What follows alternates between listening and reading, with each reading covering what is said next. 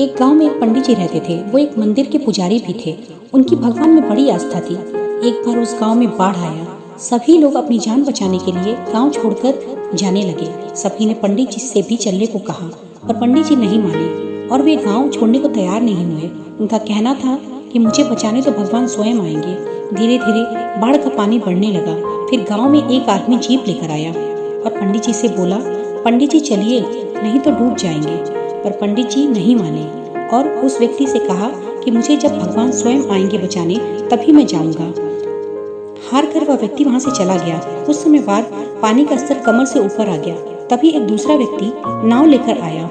उसने भी पंडित जी से चलने को कहा, पर पंडित जी ने उसकी एक भी न मानी और उसी बात को दोहराया कि जब तक भगवान स्वयं नहीं आएंगे मैं नहीं जाऊंगा। कुछ समय और बीता। अब पानी सिर के ऊपर आ गया तो पंडित जी मंदिर के ऊपर चढ़ गए और फिर हेलीकॉप्टर से वहां एक व्यक्ति आया और उसने हवा में से ही पंडित जी से चलने को कहा, पर पंडित जी ने भी उसे मना कर दिया। वो व्यक्ति भी चला गया।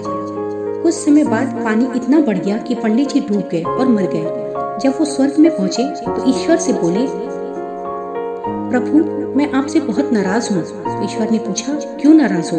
तो पंडित जी ने कहा, आप मुझे बचाने नहीं आए।